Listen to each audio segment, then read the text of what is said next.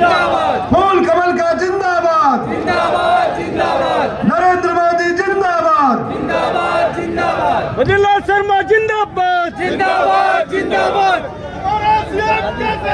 भजनलाल शर्मा जैसा हो,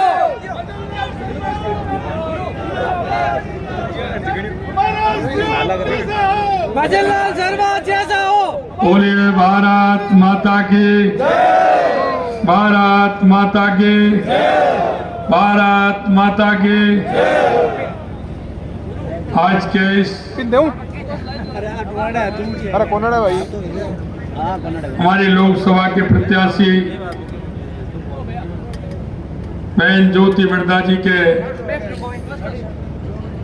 इस नामांकन रैली में मंच पर विराजमान कैबिनेट में मेरे साथी भाई कन्हैयालाल जी चौधरी साहब, जो लोकसभा चुनाव के प्रभारी भी हैं, कैबिनेट में ही मेरे साथी भाई विजय सिंह जी चौधरी साहब, बहन मंजू बागवाड़ जी, और अभी अभी नागौर के नहीं पूरे प्रदेश के किसानों को नई नीति बना करके किस तरह से किसानों को फायदा दिलवाने का काम करेंगे, ऐसे सम्मानीय CR चौधरी साहब, राज्यसभा में हमारे सांसद सम्मानीय राजेंद्र गहलोत साहब, इस लोकसभा चुनाव के सह प्रभारी अशोक सैनी जी, मेड़ता से विधायक भाई लक्ष्मण जी, लोकसभा के संयोजक रमाकांत जी,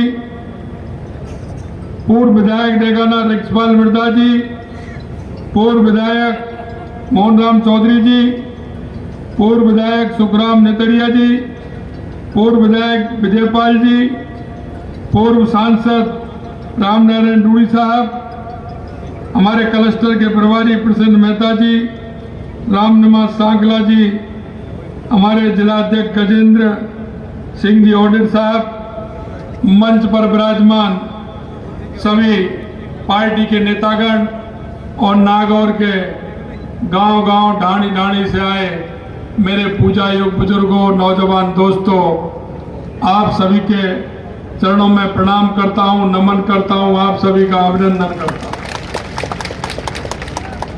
ये नागौर राजस्थान की हृदय स्थली, अगर आप राजस्थान का नक्शा देखेंगे तो नागौर बहुत ही महत्वपूर्ण है। यहां तेजाजी महाराज, लक्ष्मीदास जी महाराज, जम्मू महाराज जी, केवाई माता जी, यहां सभी का दर्शन करने को मिलता है। मैं आपसे कहना चाहता हूं मित्रों कि नागौर वो क्षेत्र है कि इसने हमारी पहचान दुनिया के अंदर दी थी। हमें पता है जब बैलों से खेती होती थी, दुनिया में परवत्सर का मेला दुनिया में प्रसिद्ध था। लोग यहां आते थे,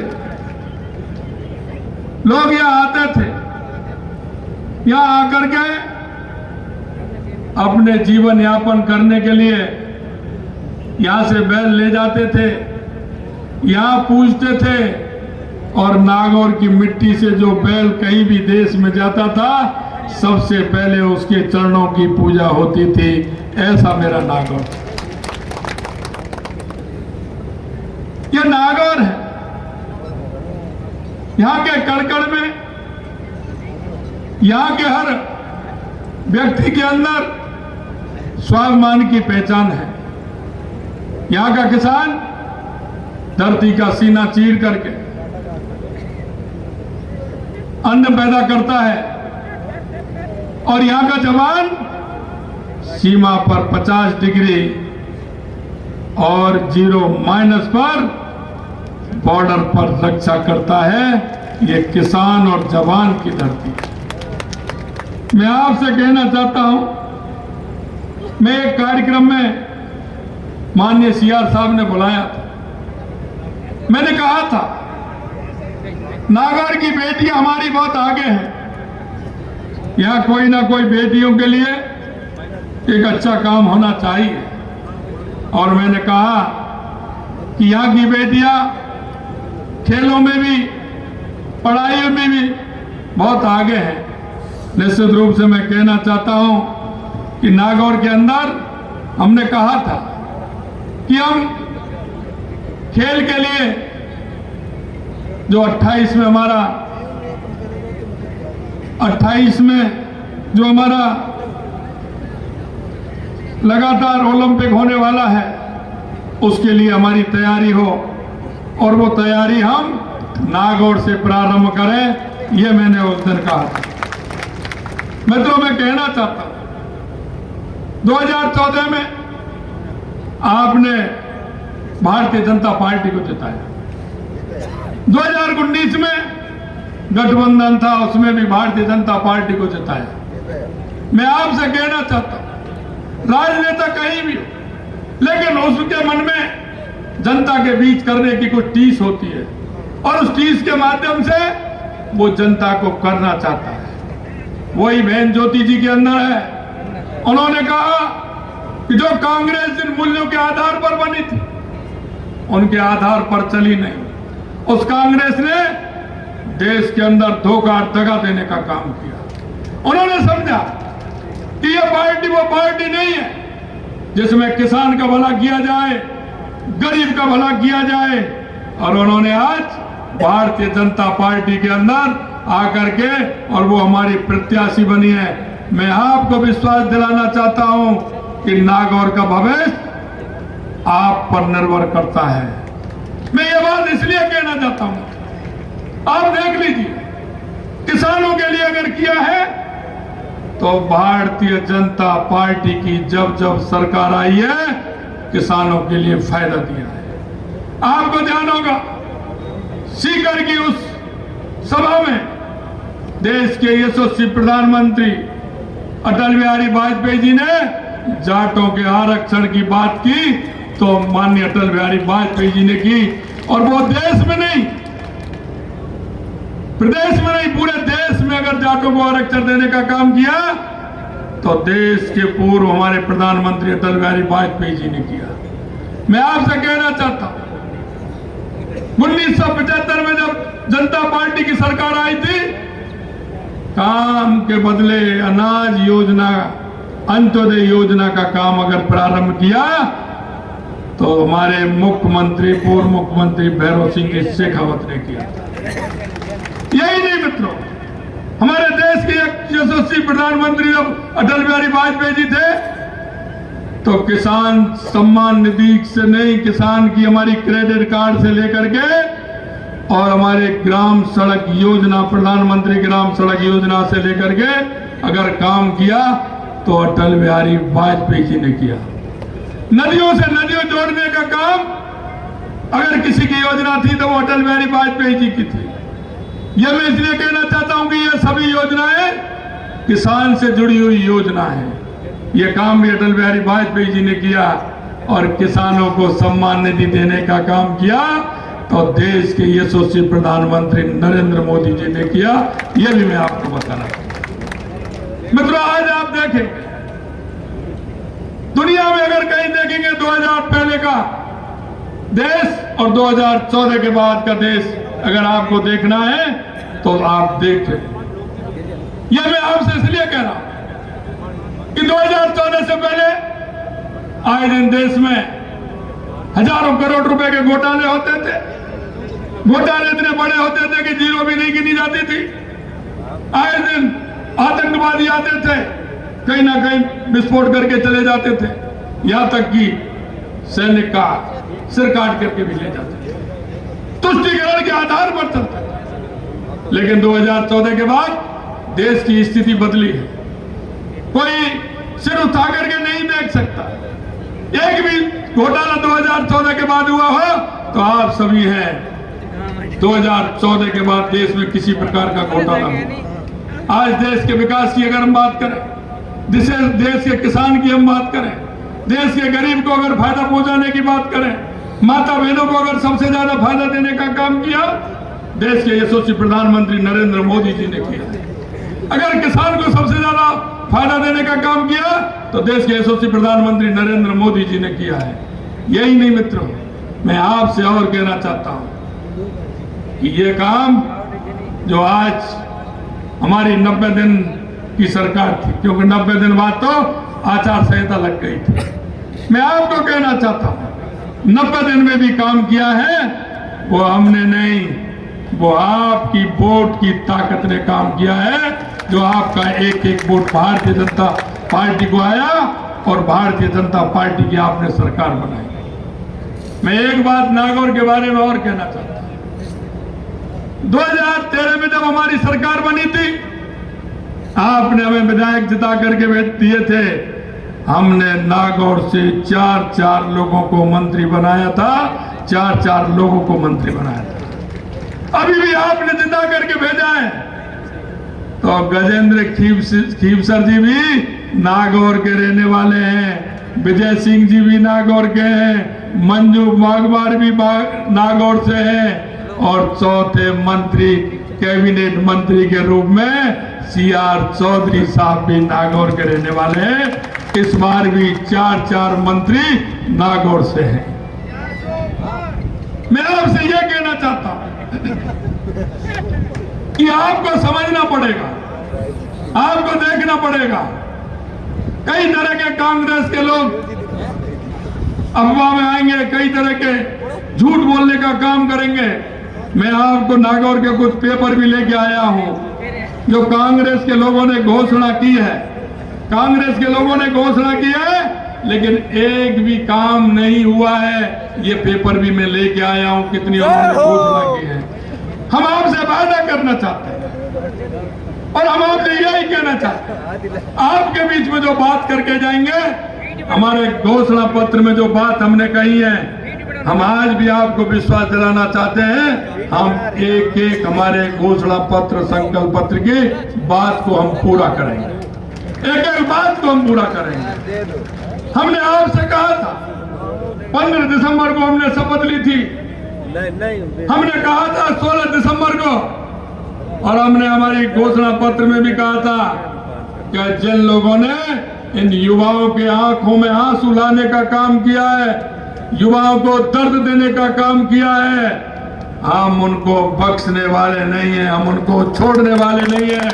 हम SIT गठित करेंगे और इस पेपर लीक का जो इतना बड़ा घोटाला हुआ है, वो कितना भी बड़ा मुलजिम हो, उसको सलाखों के अंदर करेंगे, सलाखों के अंदर करेंगे।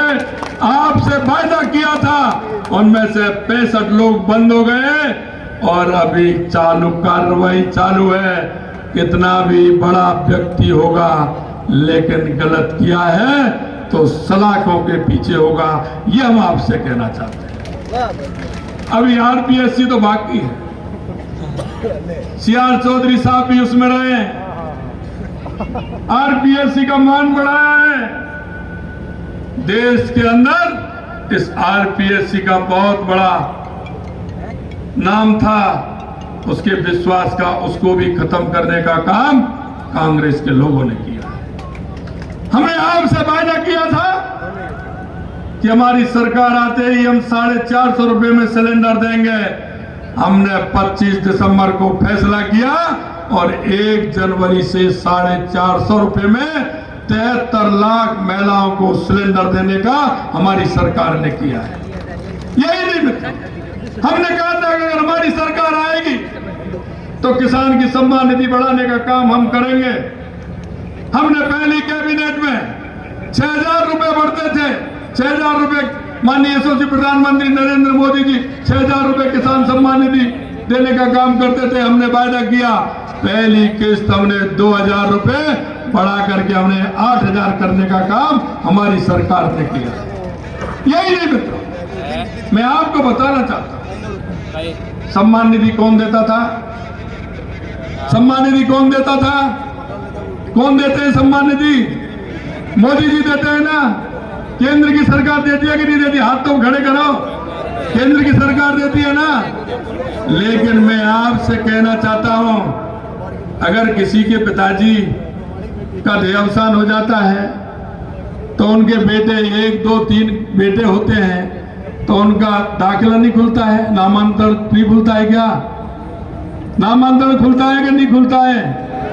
अगर उनको तो इसलिए नहीं मिल रही कि उनके पिताजी चले गए, उनको इसलिए नहीं मिल रही कि जब नामांतरण खुलता है तो उसकी सूची केंद्र सरकार ने मांगी कि आप वो सूची भेजिए। इस राजस्थान की सरकार ने उस सूची को भी केंद्र में नहीं भेजा।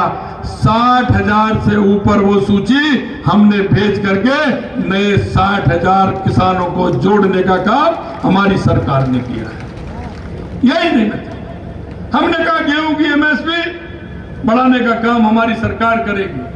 हमने पहली किस्त में 2275 रुपए से 125 रुपए बढ़ा करके 2400 रुपए करने का काम हमारी सरकार ने किया है। मैं आपसे कहना चाहता हूं, आज हमने जिस तरह के हमारे पानी को लेकर के हमारे एमयू हुआ है, 21 जिले हमारे ईआरसीपी से जुड़ने वाले हैं, 3 जिले हमारे बहुत ही ऐसे जिले जहां पानी की कमी है, सीकर, चूरू और झुंझुनू। हमने कहा हम इनको जोड़ना चाहते हैं। यमुना का हमारा समझौता, हमारा वहां चंबल का समझौता हो गया, यमुना के भी समझौता हम करने वाले हैं। हमने कहा अधिकारियों से, मैंने कहा आप अपने पेपर तो निकालिए, हमें दीजिए। ये कांग्रेस के लोग कहते हैं कि साहब हमने भी यमुना समझौता के लिए काम किया है, हम भी यमुना समझौता करना चाहते हैं। हमने कहा पेपर निकालिए, पेपर निकलवाए। हमने देखा उन्होंने एक भी पत्र किसी को नहीं लिखा, ना हरियाणा सरकार को लिखा, ना केंद्र की सरकार को लिखा। अगर कोई पत्र लिखा 1994 में लिखा, और वो भी हमारे प्रदेश के पूर्व मुख्यमंत्री माननीय भैरव सिंह जी शेखावत ने लिखा। कांग्रेस के किसी व्यक्ति ने यमुना पर एक पत्र भी नहीं लिखा। कहते हैं कि समझौता के लिए हम भी घूम रहे थे, हम ईआरसीपी का समझौता करके आए, तो उन्होंने कहा ये ऐसे नहीं हुआ। मैंने आप बताओ कैसे होगा? आपके पास कोई पेपर हो तो वो ले आओ। आपने कहां का समझौता करने की बात कही है? हमने वो भी किया, और मैं आपसे कहना चाहता हूं वो यमुना समझौता भी किया।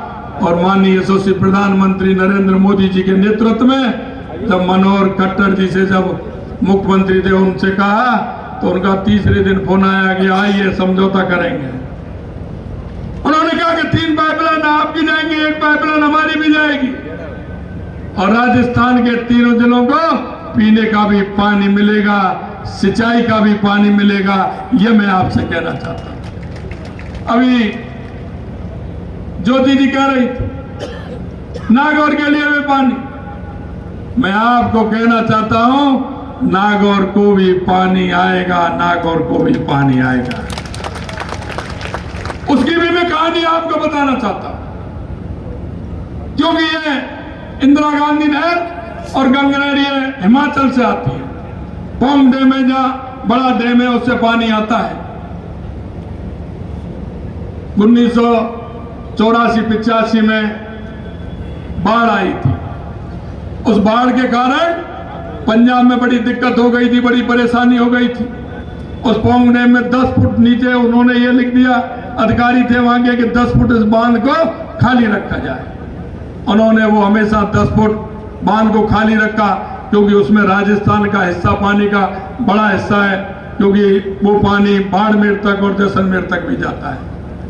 हमने हमारे आर.के. सिंह जी, हमारे बिजली मंत्री, क्योंकि उनके अंडर में वो आता है, उनको हमने निवेदन किया कि ये 10 फुट है, इसको हमारा पानी इसमें रुकता है, इसलिए पानी हमारा कम हो जाता है, इसलिए इसको बढ़ाने का काम कर। आर.के. सिंह जी ने कहा कि निश्चित रूप से हम इसको बढ़ाएंगे, अगर उसमें हमारा हिस्सा बढ़ता है तो हमारा वो पानी हनुमानगढ़, गंगानगर, बीकानेर, नागौर, जैसलमेर और बाड़मेर को वो पानी छूने वाला है। मैं आपसे कहना चाहता हूं उस पानी को भी बढ़वाएंगे और नागो प्यासे नागौर को भी और जैसलमेर और बाड़मेर को भी पानी पिलाने का काम करेंगे। ये हम आपसे कहना चाहते हैं। मित्रों, काम करना बड़ी बात नहीं है, दृढ़ इच्छा शक्ति हो, काम करने का मन हो। क्योंकि चौधरी चरण सिंह जी कहते थे, मैं धन्यवाद देना चाहता हूं चौधरी चरण सिंह जी को कि वो किसानों की हमेशा भलाई की सोचते थे। अगर इस देश के अंदर किसानों के बारे में सोचा है तो या तो चौधरी चरण सिंह जी ने सोचा है या अटल बिहारी वाजपेयी जी ने सोचा है और या हमारे देश के यशस्वी प्रधानमंत्री नरेंद्र मोदी जी काम कर रहे हैं। कभी किसी ने किसानों की परवाह नहीं की। ये मैं आपसे कहना चाहता हूं मित्रों, ये मेरे मुल्क के मालिक, जो मुल्क का मालिक है वो दर दर की ठोकर खा रहा है। चौधरी चरण सिंह जी ने कहा था कि जब कानून बनाने वाले उच्च पदों पर तब तक किसान का बेटा नहीं पहुंचेगा, जब तक किसान का भला नहीं हो सकता, जब तक किसान का भला नहीं हो सकता। मैं आपसे यही कहना चाहता हूं, आपके दर्द को समझने वाले देश के यशस्वी प्रधानमंत्री नरेंद्र मोदी जी, जिन्होंने दर्द देखा है, गरीबी देखी है, जिन्होंने किसान का दर्द भी देखा है, जनता का दर्द भी देखा है, उन्होंने एक एक बात आप देखेंगे तो उन्होंने किस तरह की एक एक बात रखी है। उन्होंने कहा देश में 4 जातियां हैं, उन 4 जातियों में पूरा समाहित कर दिया, मजदूर, किसान, महिला और युवा। आप देखेंगे जो हमारी माता बहनें हैं कितना कष्ट सहती थी, क्या किसी को पता नहीं था? 70 साल की आजादी के बाद किसी को पता नहीं था कि माता बहनों के क्या कष्ट हैं? अरे जब वो शौच के लिए जाती थी, रात्रि का इंतजार करती थी और सुबह भोर होने से पहले जाती थी। इस शौचालय बनाने का काम किया तो देश के यशस्वी प्रधानमंत्री नरेंद्र मोदी जी ने किया। बारिश के समय में जब ईंधन गीला हो जाता था, माता बहनें फूंक देते थे, परेशान हो जाती थी, धुआं उनके फेफड़ों में भी जाता था, आंखों में भी जाता था। अगर उज्ज्वला का कनेक्शन देने का काम अगर किसी ने किया तो देश के यशस्वी प्रधानमंत्री नरेंद्र मोदी जी ने किया है। आप देखते हैं, आपने देखा होगा, कई मेरे बुजुर्ग यहाँ बैठे हैं, गांव से निकले हैं, जब पढ़ाई करते थे गांव में टिमटिम जलाते थे, किसी शीशी के ढक्कन में छेद करते थे, उसमें बत्ती डालते थे, मिट्टी का तेल डालते थे, उसको जलाते थे, घर भी काला हो जाता था, आंखें भी खराब होती थी, कमरे को बंद नहीं कर सकते थे क्योंकि उसमें धुआं हो जाता था। घर घर अगर लट्टू देने का काम किया तो देश के यशस्वी प्रधानमंत्री नरेंद्र मोदी ने किया।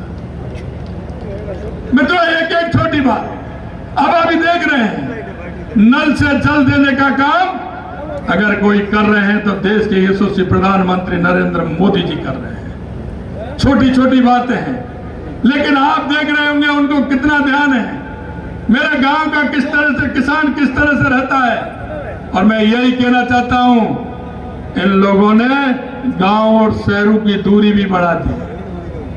गांव और शहरों की दूरी यह बढ़ा दी, आज 70 साल के बाद भी गांव में शिक्षा का अभाव है, चिकित्सा का अभाव है, सड़क का अभाव है, बिजली का अभाव है। ये क्यों? अरे जो हमारे बाद में जो देश आजाद हुए थे वो देश कहीं से कहीं पहुंच गए, लेकिन यहाँ इस देश के अंदर भ्रष्टाचार और तुष्टीकरण के आधार पर लोगों ने राजनीति की थी। भ्रष्टाचार और तुष्टीकरण के आधार पर मित्रों, मैं आपसे यही निवेदन करना चाहता हूं, आने वाला समय आपका है, एक एक वोट आपका है, और ये जो ताकत माननीय मोदी जी को दे रहा है वो आपका एक एक वोट दे रहा है, एक एक वोट दे रहा है। हम कहते हैं, हम जो कहते हैं वो करते हैं। हमारे घोषणा पत्र के अंदर था कि हमारी सरकार केंद्र में पूर्ण बहुमत के साथ आएगी, हम धारा 370 हटाएंगे। हमारा वादा था कि केंद्र में पूर्ण बहुमत की सरकार आएगी, हम राम मंदिर का निर्माण करेंगे। सरकार आते ही धारा 370 को भी हटाया, और राम मंदिर का निर्माण भी हुआ और आपने 22 जनवरी को रामलला के वो दिव्य और भव्य मंदिर में प्रतिष्ठा होते हुए भी देखी होगी। देश नहीं दुनिया ने देखा और दुनिया का सबसे बड़ा सांस्कृतिक केंद्र अयोध्या बनने वाला है। मित्रों, मैं आपसे कहना चाहता हूं, जिन आतताइयों ने हमारी संस्कृति को समाप्त करने का काम किया, उस संस्कृति के पुनरुत्थान के लिए हमारे देश के यशस्वी प्रधानमंत्री नरेंद्र मोदी जी काम कर रहे हैं। चाहे हमारा बाबा काशी विश्वनाथ मंदिर हो, वहां कॉरिडोर बनाया हो, मां लोकपाल हो, हमारा तीर्थ स्थान केदारनाथ बद्रीनाथ हो, यमुनोत्री हो, गंगोत्री हो, कोई भी तीर्थ स्थान हो, उसको भव्य और दिव्य बनाने का काम हमारे देश के यशस्वी प्रधानमंत्री नरेंद्र मोदी जी कर रहे हैं। और आपने देखा 2014 के बाद बदलती हुई परिस्थिति आपने देखी हुई। स्वामी विवेकानंद जी ने कहा था 21वीं सदी भारत की होगी। वो 1893 में उन्होंने कहा था, आप धीरे धीरे देख रहे हैं दुनिया में जिस तरह से भारत का मान और सम्मान बढ़ रहा है, दुनिया में भारत का डंका बज रहा है। यही नहीं, देश में भी अर्थव्यवस्था 2014 से पहले 11वें स्थान पर थी और आज 5वें स्थान पर अर्थव्यवस्था है और 2027 तक 3रे स्थान पर होगी। और मैं आपसे कहना चाहता हूं, हमारा ये विकसित भारत 2047 तक विकसित भारत, हमारे जब 100 साल पूरे होंगे, दुनिया में भारत सबसे नंबर 1 होगा, दुनिया का मुकुट भारत होगा, दुनिया में जय जयकार भारत की होने वाली है। जो कहते थे ना, पहले नंबर का अगर कोई देश होगा दुनिया में तो वो भारत होगा। मैं आपसे इतना कहना चाहता हूं,